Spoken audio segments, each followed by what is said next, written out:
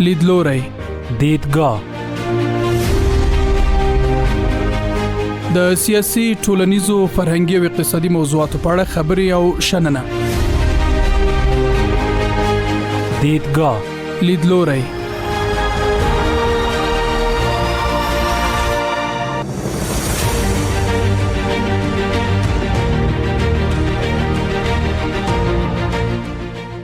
د خبرونه له امید رادیو پر 103.1 اف ام له کابل څخه اوري. د لیدلوري خبرونه په دې برخه کې د ستر محکمې د ویاند مرستیال قاری منصور احمد حمزه را سره ملمه ده چې د افغانستان د ستر محکمې پر تیرو فعالیتونو لاستراوړنو مهمو موضوعاتو چې دوی به اشاره ورته وکړي په دې او نورو موضوعاتو بحث لرو. حمزه صاحب ډیره مننه، سلامونه درته وایم او ډیر ښه راغلاست لیدلوري خبرونه ته. الحمد لله رب العالمين والصلاة والسلام على رسوله محمد وعلى آله وأصحابه أجمعين. قال الله تبارك وتعالى بعد أعوذ بالله من الشيطان الرجيم ومن لم يحكم بما أنزل الله فأولئك هم الكافرون. صدق الله مولانا العظيم.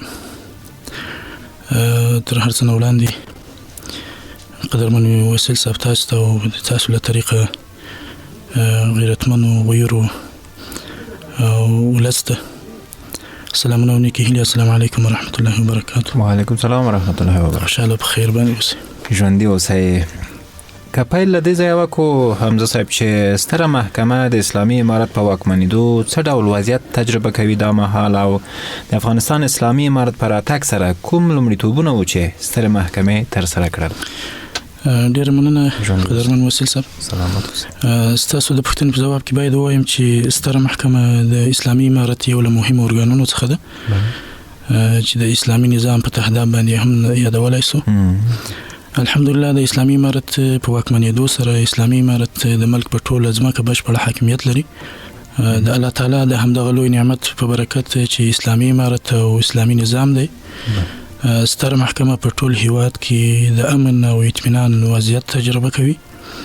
لله الحمد داسې یو وضعیت دی چې د افغانستان هر وګړی د خپل ځان او مال د حفاظت احساس کوي. او د لومړیتوبونو په اړه به دا ووایم چې تاسو د افغانستان ټول غیر ولس شاهد دی چې سترې محکمې په ټول هیواد کې د اسلامي شریعت او نافذه قوانینو پر بنسټ الهي عدالت تأمین کړی دی، د خلکو د حقوقو ساتنه یې کړې ده او د ظلم مخنیوی یې کړی. په اړوند ټولو ما تحتو محاکمو کې لازم بدلونونه او اصلاحات راغلي دي ترڅو په ټول ملک کې هر څوک وکولای شي چې په ډاډه زړه خپل ستونزې، نشخلي مشکلات او هم که حقوقي وي او که جزاوي د حل او فصل په مخه باندې اړوندو محاکمو ته پیش کی او مراجعه وکړي. ډیره مننه کورمدان. د افغانستان اسلامي قضایي نظام د کوم اصول پر بنسټ ولاړ دی؟ که دا هم راته ووایه او د کوم اصول له مخې قضاوت کوي؟ بلې وسیل صاحب تاسو ته جوته ده معلومه ده ستره محکمه د اسلامي شرایط په اصل ولاړه ده. خپل ټولې شرعي فیصلې په قرآن کریم د رسول اکرم صلی الله علیه وسلم په مبارک احادیثو د امت په اجماع او قیاس باندې کوي. او اصلي مسؤلیت هم دا د اسلامي شریعت او نافذه قوانینو پر بنسټ الهي عدالت تأمین کول دي او د خلکو د حقوقو ساتنه کوي او د دې ترڅنګ د ظلم مخنیوی کوي او په ټولنه کې د شرعي قانون حاکمیت دی. د علی قدر امیر المؤمنین حفظه الله تعالی له لوري سترې محکمې او د سترې محکمې ما تحتو ټول محاکمو ته دنده سپارل شوې ده چې په ټاکلي وخت د مراجعینو دوسیو ته د اسلامي شریعت د احکامو مطابق رسیدنه وکړي ترڅو له ظالمانو څخه د مظلومانو حق واخلي او مجرمینو ته د شریعت په اساس لازمي سزاګانې ورکړي. ډیره مننه. او په تیرو څلورو کلونو کې د سترې محکمې مهمې او لویې لاسته راوړنې چې خلک پرې حساب وکړي کومې دي؟ بني وسیل صاحب ستره محکمه په تیرو څلورو کلونو کې ډېرې غټې لاسته راوړنې له ځان سره لري. خو د بیلګې په توګه یې څو مهمې لاسته راوړنې ستاسو له طریقه د درنو هیوادوالو سره شریکوو. مهرباني. لومړی غټه لاسته راوړنه دا ده چې د اسلامي شریعت د حکمونو او تقنیني سندونو په رڼا کې یې الهي عدالت تأمین کړی ده.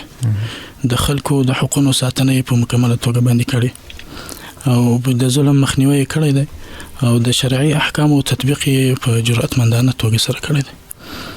او دویمه غټه لاسته دا یادولای سو چې د فساد لمنځه وړلو او د عدالت تأمین په مخه د محترم شیخ القرآن والحدیث قاضي القضات او د سترې محکمې محترم رئیس صاحب او د هغوی د قدرمنو معاونینو له لوري داسې یو ګټوره پالیسي شتون لري چې په محاکمو کې د فساد جرړې ایستلي دي. په یاد ارګان کې اصلا ټولې هغه لارې چارې تړلې دي چې فساد ته یې زمینه برابرول. او درېیمه غټه لاسته راوړنه دا یادولی سو چې د محاکمو تشکیل ته په پوره توګه وسعت ورکړی ده. حال دا چې په تیره اداره کې داسې څه نه اوسوي. د بیلګې په توګه د افغانستان په 7 ځایونو کې د نظامي محاکمو او همدارنګه د هیواد په ټولو ولسوالیو کې ملکي او اختصاصي محکمې یادولی سو چې د اړتیا پر مهال د هیوادوالو اړوند قضایاو ته په ښه توګه سره رسیدنه کوي.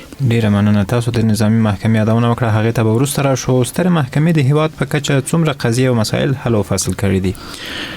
وسیل صاحب د اسلامي امارت سترې محکمې اړوند شرعي محاکمو د ټولو ولایتونو په کچه باندې د حدودو او تعزیراتو په ګډون په تیرو شاوخوا 4 کلونو کې 15,421 حقوقي او جزایي دوسیو ته رسیدنه کړې ده چې په دې کې تقریبا 8,000 دوسیې د ښځو د حقوقو اړوند دي. په دې سربیره محکمو په همدې موده کې 15,000 یو سلسله راتیا بلابلی وثیقې هم اجرا کړې دي. یعنی په ټوله کې داسې ویلای سو چې تقریبا تر 1 میلیون زیات موږ هغه دوسیو او وثیقو ته رسیدنه کړې. ډیره مننه. د سترې محکمې تر چتر لاندې نظامي محکمه چې مخکې یادونه وشوه دا هم رامنځته شوې. د دې اړتیا په اوسنیو شرایطو کې څومره یوه جدي اړتیا وه؟ وسیل صاحب نظامي محکمې په اسلامي نظام کې د سترې محکمې په چوکاټ کې یو خاص او ځانګړی ځای لري. په ځانګړي ډول امنیتي ارګانونو یا هغه قطاعات چې هغه امنیتي قطاعات دي لکه دفاع وزارت او کورنیو چارو وزارت او د استخباراتو لوی ریاست څخه که چیرته یو شخص په هر نوع قضیه کې مدعا علیه واقع کیږي نو نظامي محکمې ورته رسیدنه کوي. د مشرتابه مقام چې څنګه د عامو وګړو د دوسیو د حل او فصل لپاره ملکي محکمې ایجاد کړي دي نو همدلته دا لازمه ګڼلې ده ترڅو هغه ارګانونو چې پورته ذکر سو د یادو ارګانو څخه کوم وګړي او جرمو کې خدای نه خواسته نو یو ته بیا د نظامي محکمې له لوري رسیدنه کیږي او هغه حل فصل کوي ترڅو د ملک په ټولو وګړو هغه که عام وګړي وي او که نظامي منصوبینو څخه وي الهي عدالت تأمین او د زور او زیاتي مخنیوي وشي. ډیره مننه. قاری صاحب د نظامي محکمو موثریت په ټولنه کې څنګه دی؟ وسیل صاحب موثریت واضح ده. هغه ارګانونه چې هغوی د نظام د تیر حیثیت ګڼل کیږي مخکې یادونه مو وسوه د هغوی دننه د نظم انضباط او ملي امنیت ساتنه کول او په هغوی نظامي اصول او مقررات پلي کول لکه د امر منلو د اصولو نه ماتول. لنډه دا چې ملکي محکمې د ټولو ولس لپاره جوړ شوي او نظامي محکمې د نظامي ارګانونو لپاره جوړ شوي د ترڅو په ټولنه کې الهي عدالت تأمین او د دې لپاره د دې ترڅنګ مهم رول هم لوبولی شي. ډیره مننه. درنو هیوادوالو د لیدلوري خبرونه له امید رادیو پر 103.1 FM له کابل څخه اورئ. بحث مو د افغانستان د سترې محکمې پر فعالیتونو او لاسته راوړنو راڅرخي او را سره میلمه دی د سترې محکمې د ویاند مرستیال قاري منصور احمد حمزه صاحب. سترې محکمې په تیرو څه باندې 4 کلونو کې په څومره کسانو باندې قصاص تطبیق عملي کړی؟ دا مسله هم مهمه وه. تیرو 4 کلونو کې جزئیات ستاسو نه اورو. بله وسیل صاحب د افغانستان اسلامي امارت سترې محکمې اړوند شرعي محاکمو د تیرو 4 کلونو په جریان کې تقریبا په 12 تنه قاتلینو باندې د قصاص الهي حکم تطبیق کړی ده او د یادونې وړ بولم چې قصاص حدود او اعدام په تطبیق کې له دریو محکمو طی کولو ضروري دي. یعنی که چیرته یو کس قتل کوي نو لومړی دا د سیدی د قضیه ابتدایي محکمې ته ځي وروسته له رافعي محکمې ته ځي او وروسته له تمیز ته ځي.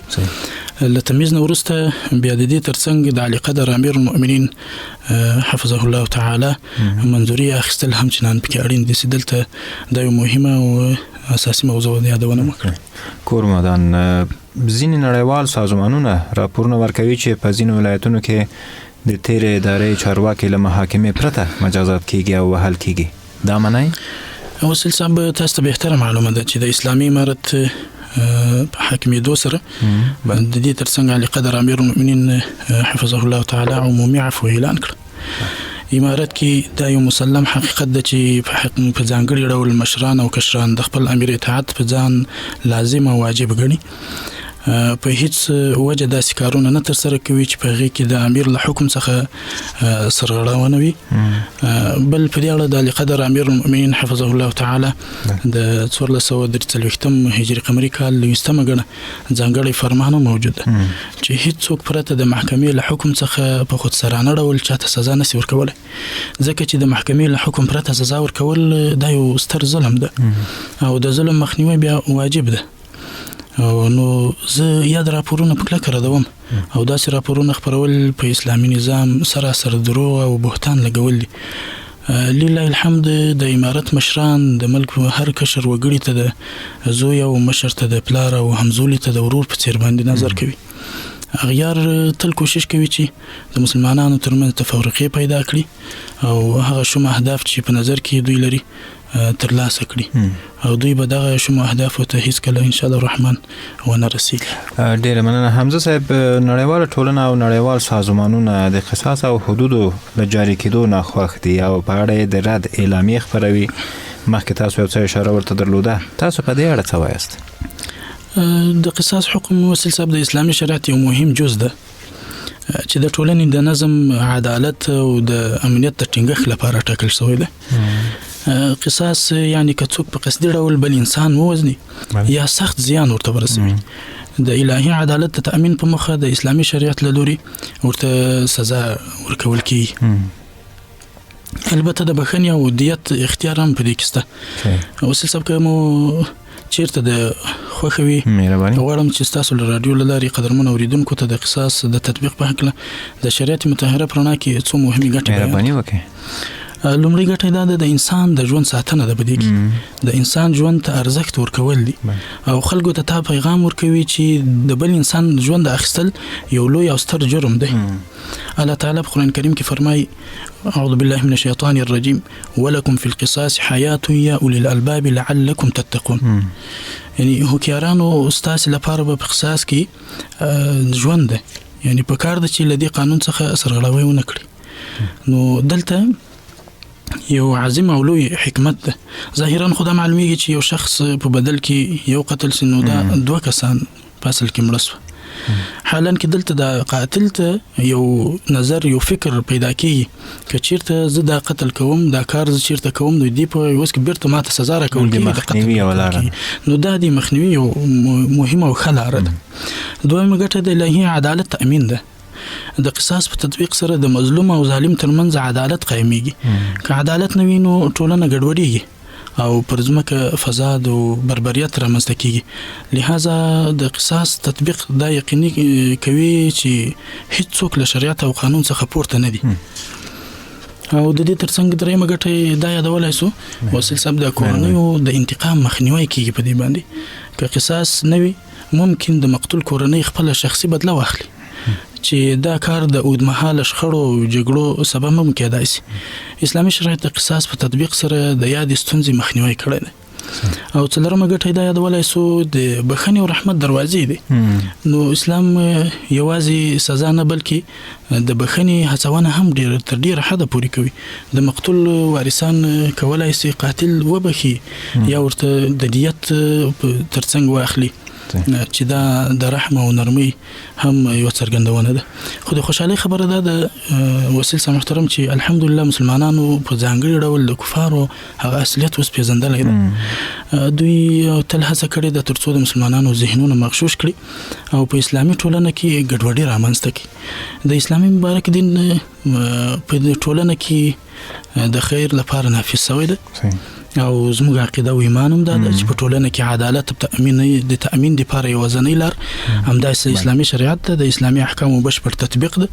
له همدې امله سترې محکمې ټولو ماتحت محاکمو ته لازمه سپارښتنه هم کړې ده چې د اصولي کړنو تر سره کېدو وروسته به خپلې فیصلې د شرعي احکامو په رڼا کې ښه په جرأت سره صادروي.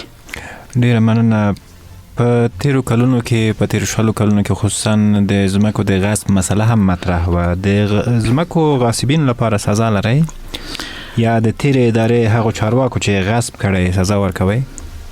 بله وسیل صاحب محترم، یادی موضوع ته د رسیدګۍ په مخه د علی قدر امیر المؤمنین حفظه الله تعالی د ځانګړي فرمان پر اساس د افغانستان اسلامي امارت د عدلیې محترم وزارت قدرمن وزیر صاحب په مشرۍ یو کمیسیون ایجاد شوی دی چې یادی موضوع ته د اسلامي احکامو په رڼا کې رسیدګي کوي او کله چې یو کس د مجرم په توګه وپیژندل سي نو اسلامي شریعت هغوی ته سزا ورکوي، هغه که د هر قوم وي او د هر ډلې وي د هر منصب سره تعلق ولري هغوی ته سزا ورکول کیږي او د هغوی لپاره اختصاصي محکمه هم جوړه شوې ده. داسې یو محکمه ورته جوړه شوې چې خاص کر د دوی لپاره د امورات په مخ باندې وړي، نو هغه کسان بیا اړوند محاکمو او اختصاصي محاکمو ته معرفي کیږي. ډېره مننه ورور. د بحث یا د خپرونې د دې برخې پای شیبو ته نږدې کېږو. ځینې نور مسایل هم دي. د اهل تشیع او اهل هنود قضیو ته څنګه رسیدنه کوي کیږي؟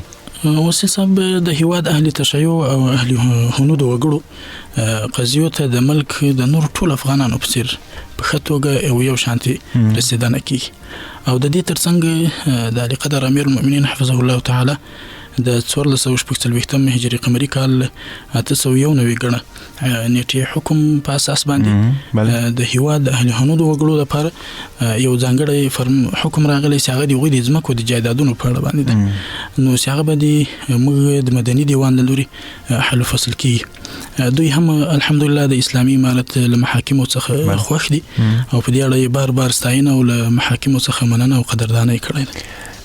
کورمادان قاری صاحب، د افغانستان اسلامي امارت پر ضد بغاوت کوونکي ته سزا لري؟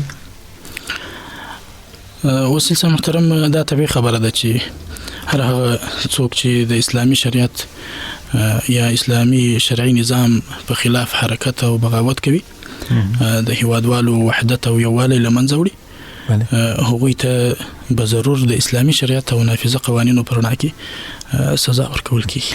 او وروستی مورد دا چې ستره محکمه په تیرو څه باندې 4 کلونو کې د کومو جدي ستونزو سره مخ شوې ده؟ الحمدلله وسیل صاحب، د اسلامي امارت په واکمنېدو سره اسلامي امارت د ملک په ټوله ځمکه باندې بشپړه حاکمیت لري.